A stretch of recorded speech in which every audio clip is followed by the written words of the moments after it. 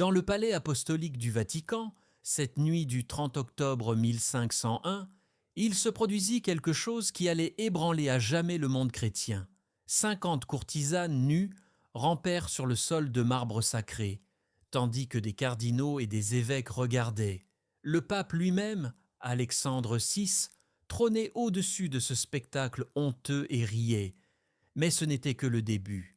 Ce qui allait encore suivre cette nuit-là était si troublant, si inhumain, que même les chroniqueurs endurcis des siècles plus tard hésitèrent à coucher par écrit la vérité complète. C'est l'histoire de Lucrèce Borgia et du mariage qui détruisit non seulement son âme, mais plongea le Vatican lui-même dans un abîme de damnation. C'est l'histoire de la nuit la plus sombre de l'histoire du Vatican. Si vous vous intéressez aux horreurs cachées de l'histoire, abonnez-vous à cette chaîne, laissez un j'aime et écrivez dans les commentaires de quel pays vous découvrez cette vérité bouleversante. Commençons. À l'automne de l'année 1501, les cloches de Saint-Pierre résonnèrent dans tout Rome lorsque le pape Alexandre VI fit une annonce qui allait plonger toute l'Italie dans l'agitation. Sa fille, Lucrèce Borgia, déjà 2 fois veuve dans des circonstances mystérieuses et sanglantes, allait se marier pour la 3e fois. Mais cette fois, la cérémonie n'aurait pas lieu dans un palais lointain. Non, elle serait célébrée au Vatican même, dans les appartements pontificaux, sous les fresques de Michel-Ange et les symboles sacrés de la chrétienté. Le marié était Alphonse d'Este, prince de Ferrare, héritier de l'un des duchés les plus puissants du nord de l'Italie. Pour Alphonse, cette nouvelle fut comme une condamnation à mort. Lucrèce Borgia était tristement célèbre dans toute l'Europe. Son premier mari, Giovanni Sforza, avait affirmé n'avoir échappé à la mort qu'en fuyant. Son deuxième mari, Alphonse d'Aragon, avait été étranglé sur les marches du Vatican, soi-disant sur ordre de son frère César. Et maintenant, lui, Alphonse d'Este, allait être le prochain de cette lignée meurtrière. Alphonse tenta désespérément d'échapper à son destin. Il envoya des émissaires à Rome avec des excuses et des tactiques dilatoires. Il invoqua des obligations diplomatiques, des affaires familiales, tout ce qui lui venait à l'esprit. Mais le pape Alexandre n'était pas homme à accepter un refus.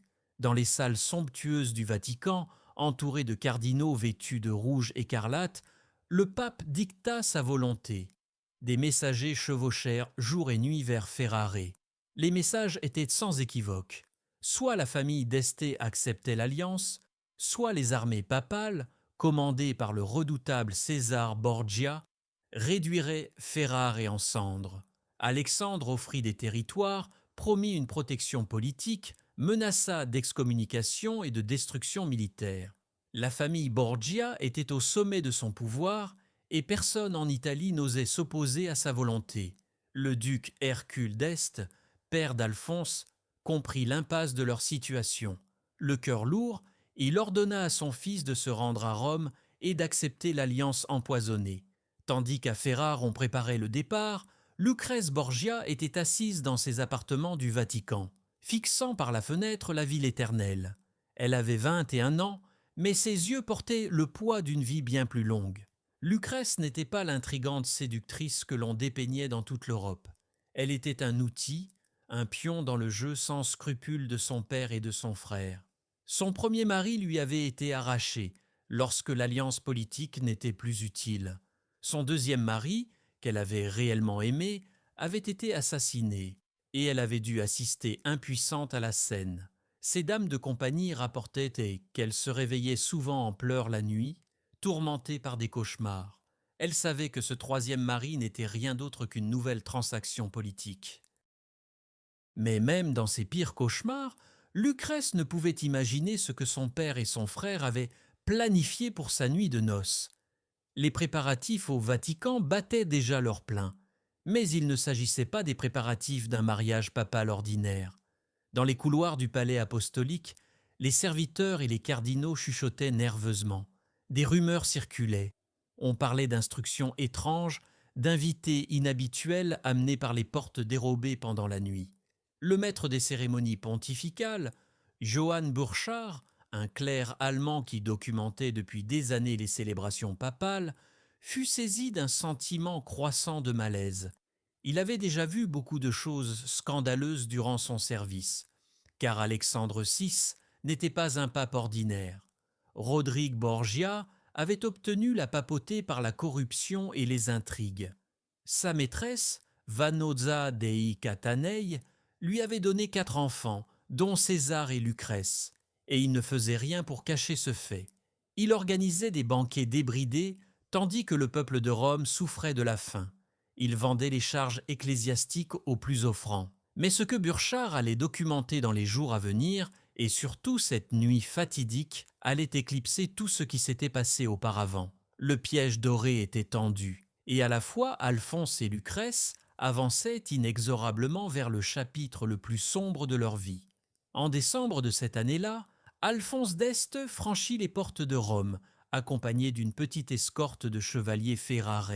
Le voyage depuis Ferrare avait duré plusieurs semaines, à travers des cols alpins enneigés et des routes boueuses. Chaque battement de sabot de son cheval le rapprochait de son destin, et Alphonse sentait un poids sur sa poitrine plus lourd qu'une armure.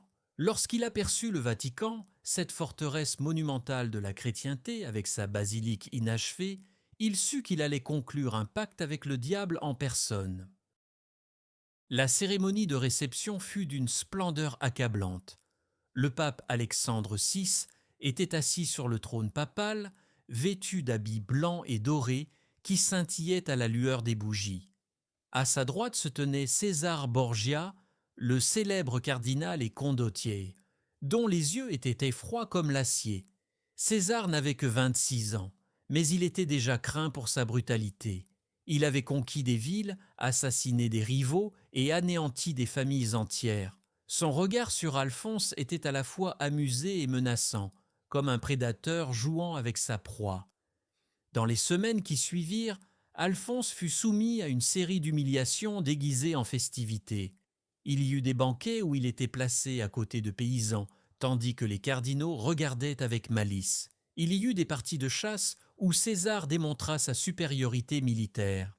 Il y eut des réceptions où Alexandre se moquait ouvertement des prédécesseurs d'Alphonse et laissait entendre combien la vie d'un gendre Borgia était éphémère.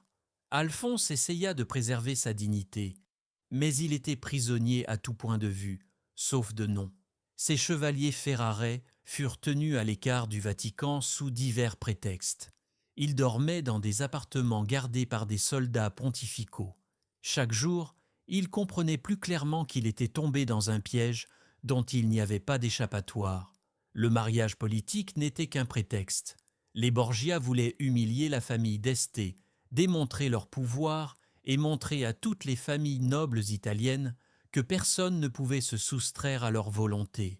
Pendant qu'Alphonse endurait cette torture psychologique, des préparatifs bien différents étaient en cours au Vatican. César Borgia avait personnellement pris en charge la planification du banquet de mariage, et ses visions allaient bien au-delà de ce qui était acceptable, même pour la société décadente de Rome. Lors de réunions secrètes avec son père, le pape, furent discutés des détails qui auraient horrifié tout chrétien craignant Dieu. 50 des plus belles courtisanes de Rome furent sélectionnées et amenées dans des salles cachées du Vatican. Ces femmes n'étaient pas des prostituées ordinaires, mais des courtisanes cultivées qui servaient habituellement l'élite de la société romaine. Beaucoup étaient horrifiés par ce qu'on attendait d'elles, mais personne n'osait refuser un ordre du pape.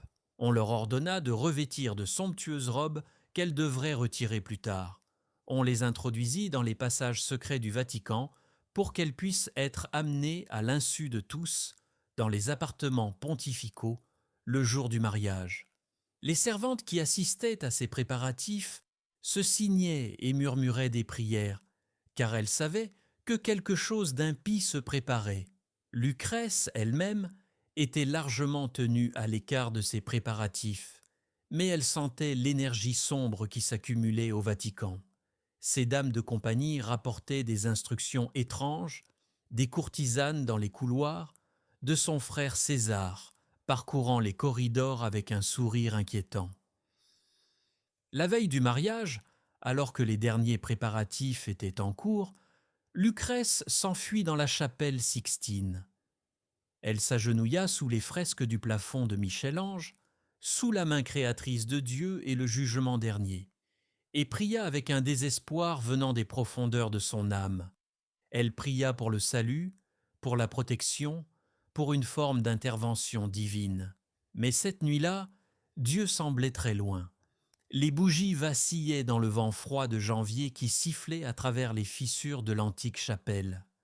Dehors, le Vatican se préparait à une fête qui effacerait complètement les frontières entre sacré et profane, entre mariage et horreur.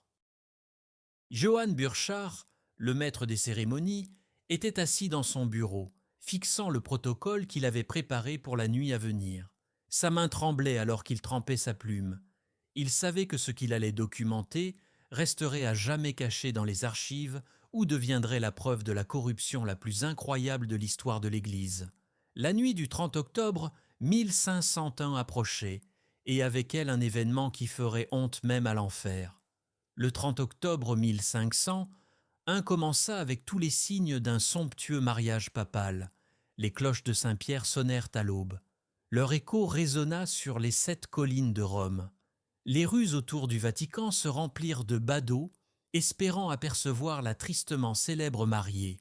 Dans le palais apostolique, Lucrèce était préparée pour la cérémonie par une douzaine de servantes. Elle portait une robe de soie brodée d'or qui scintillait à la lueur des bougies comme du feu liquide. Ses cheveux blonds étaient tressés en nattes complexes, entrelacés de perles et de pierres précieuses.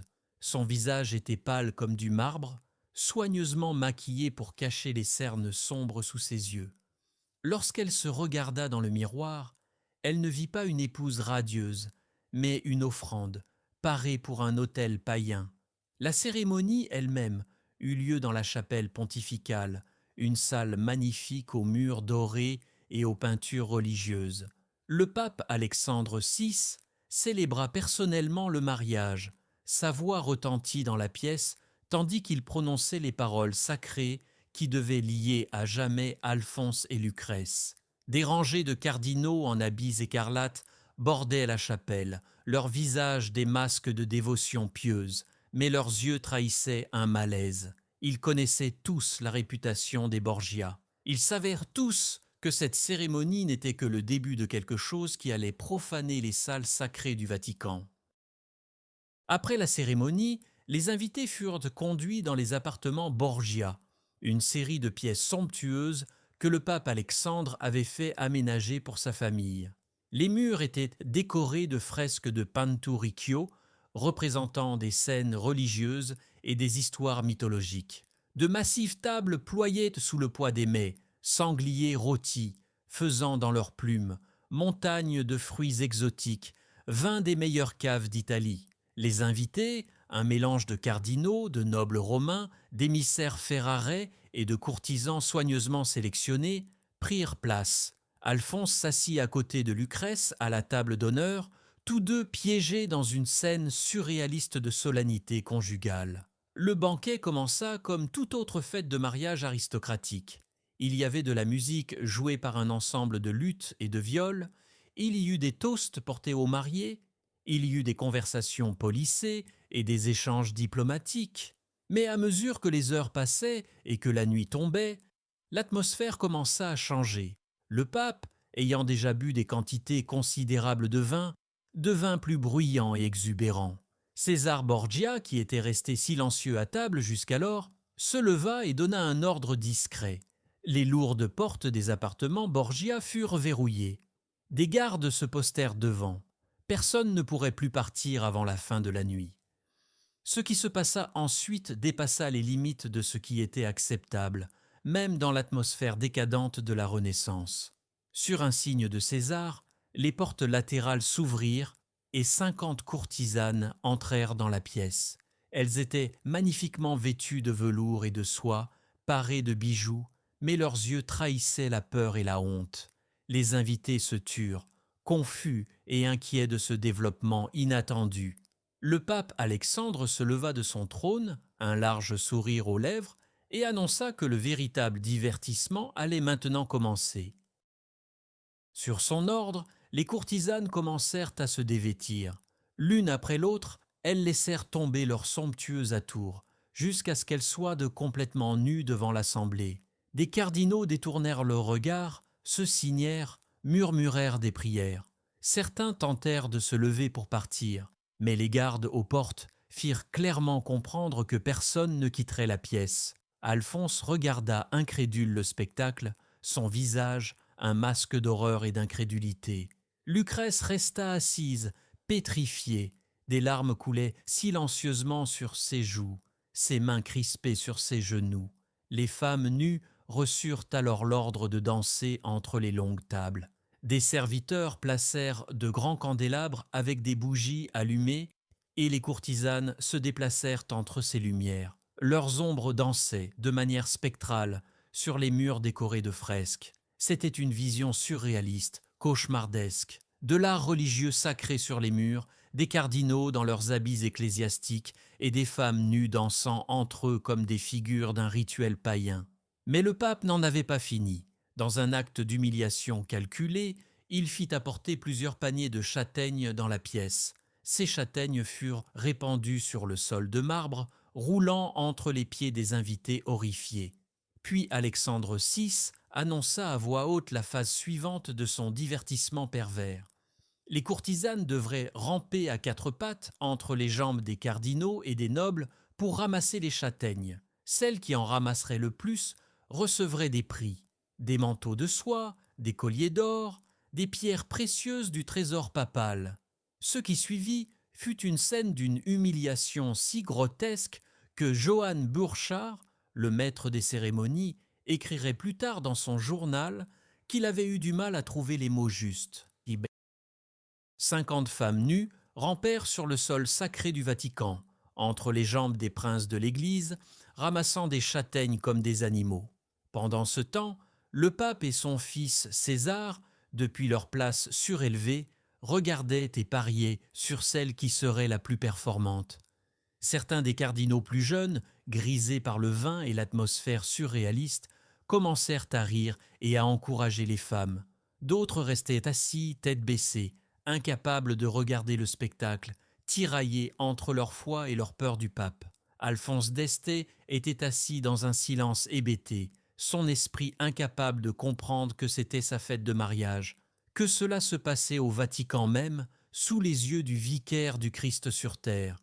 Et Lucrèce, la pauvre Lucrèce, était assise à côté de lui, sa robe de mariée désormais une enveloppe de honte, ses larmes depuis longtemps taries, remplacées par un engourdissement vide. Elle savait déjà que son père et son frère étaient incapables de tout, mais même elle ne s'attendait pas à ce qu'il transforme son propre mariage en un tel spectacle de damnation. Pourtant, la nuit n'était pas encore finie. Le pire était encore à venir. Alors que minuit approchait et que les horloges du Vatican sonnaient les 12 coups, le pape Alexandre VI se leva de sa place. Le banquet des châtaignes était terminé. Les courtisanes avaient reçu leur prix humiliant et se tenaient maintenant recroquevillées, épuisées dans les coins de la pièce. Le vin avait coulé à flots et beaucoup des invités étaient dans un état entre l'ivresse et la torpeur du choc.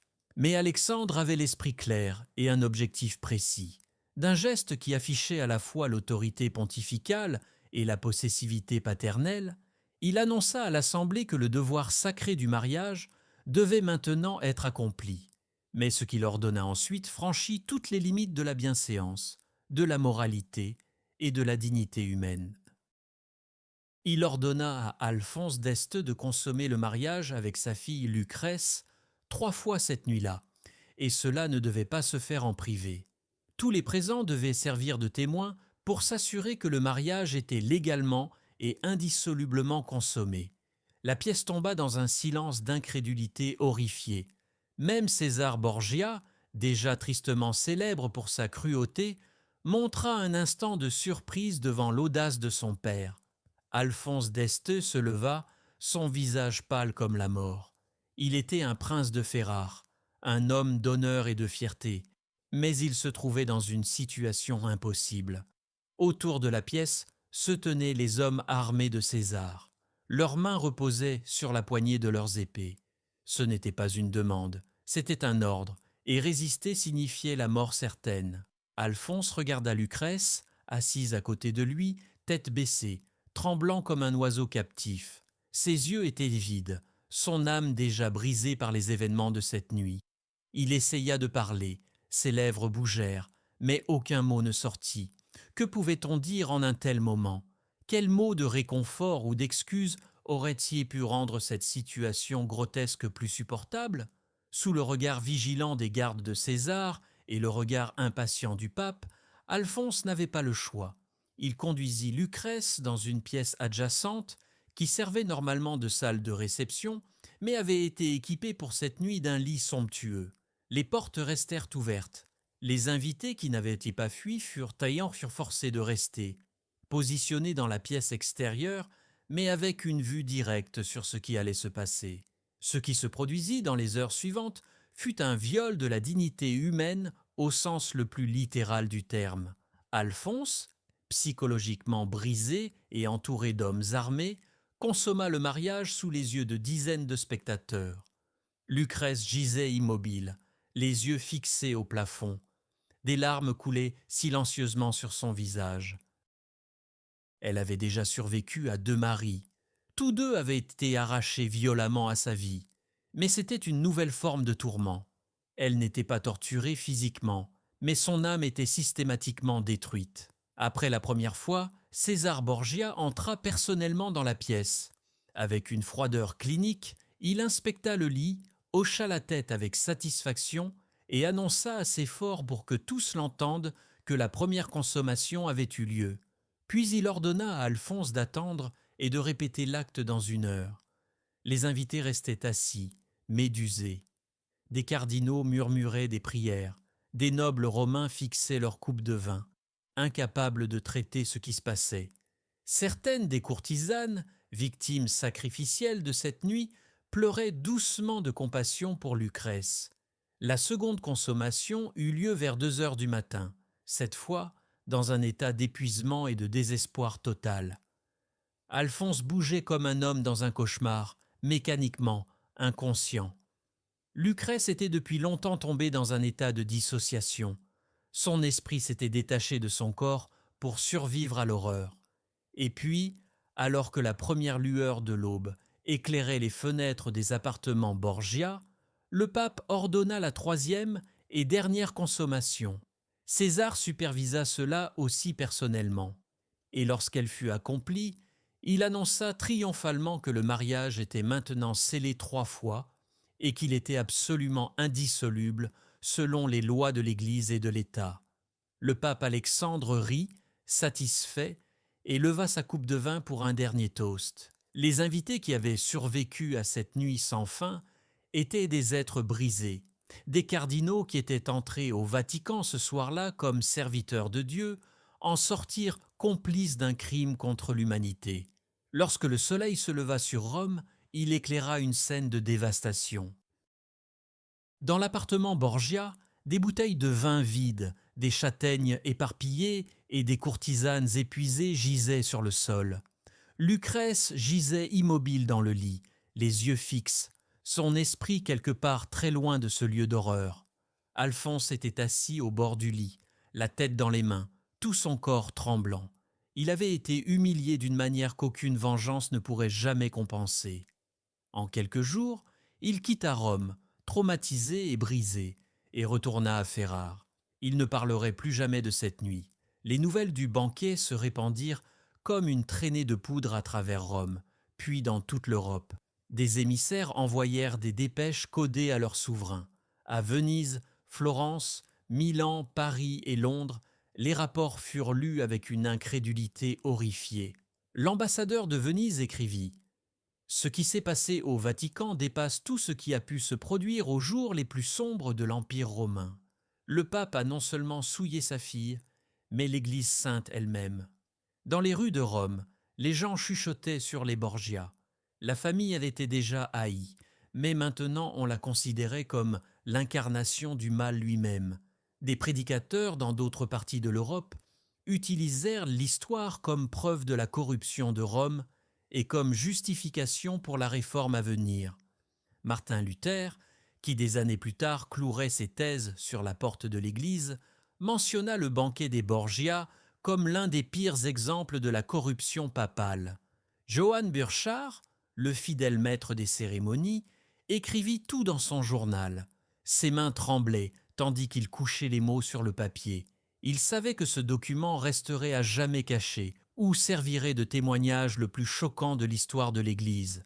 Ces notes seraient néanmoins découvertes des siècles plus tard et formeraient la base de la compréhension historique de cette nuit.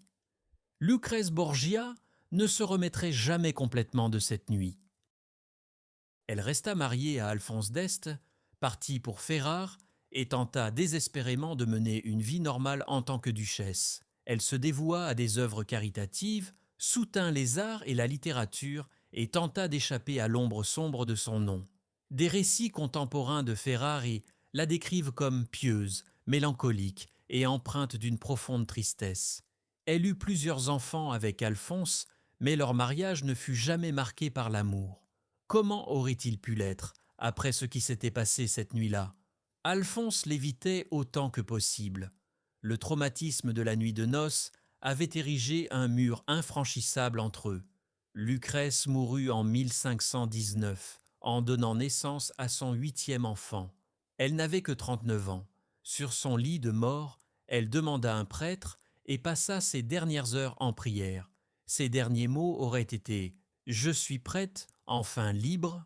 Le pape Alexandre VI mourut en 1503, peut-être empoisonné. Une fin ironique pour un homme qui en avait fait empoisonner tant d'autres. César Borgia, le puissant condottiere, perdit rapidement son pouvoir après la mort de son père et mourut en 1507 dans une embuscade en Espagne. Son corps fut démembré par des ennemis et enterré dans une tombe non marquée.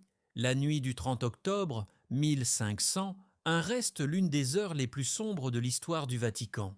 Ce n'était pas seulement une histoire de perversion sexuelle ou de corruption morale, c'était une histoire sur la destruction complète de la dignité humaine, sur l'instrumentalisation des êtres humains comme outils politiques, sur la corruption absolue du pouvoir. Les Borgia n'avaient pas seulement détruit Lucrèce et Alphonse, ils avaient souillé l'institution de l'Église elle-même. Le banquet devint le symbole de tout ce qui n'allait pas avec l'Église de la fin du Moyen Âge et contribua directement à la réforme protestante. Martin Luther mentionna à plusieurs reprises les Borgia dans ses écrits comme preuve que Rome était gouvernée par le diable. La contre-réforme, qui eut lieu dans les décennies suivantes, fut en partie une tentative d'effacer le souvenir de familles comme les Borgia. Pourtant aujourd'hui, plus de 500 ans plus tard, le banquet des châtaignes et la triple infamie sont utilisés comme synonymes des excès de la Renaissance. Le journal de Burchard, redécouvert au XVIIIe siècle, choque encore tous ceux qui le lisent. L'histoire est un rappel que le pouvoir absolu corrompt et que les actes les plus sombres de l'humanité sont souvent commis dans les lieux les plus sacrés. L'histoire de la nuit de noces de Lucrèce est un sombre rappel que les chapitres les plus sombres de l'histoire sont souvent écrits dans l'ombre du pouvoir. Si vous êtes arrivé jusqu'à la fin de ce récit, écrivez le mot Borgia dans les commentaires pour que je sache que vous avez suivi cette histoire tragique et bouleversante jusqu'au bout. N'oubliez jamais, le passé n'est pas seulement de l'histoire, c'est un avertissement.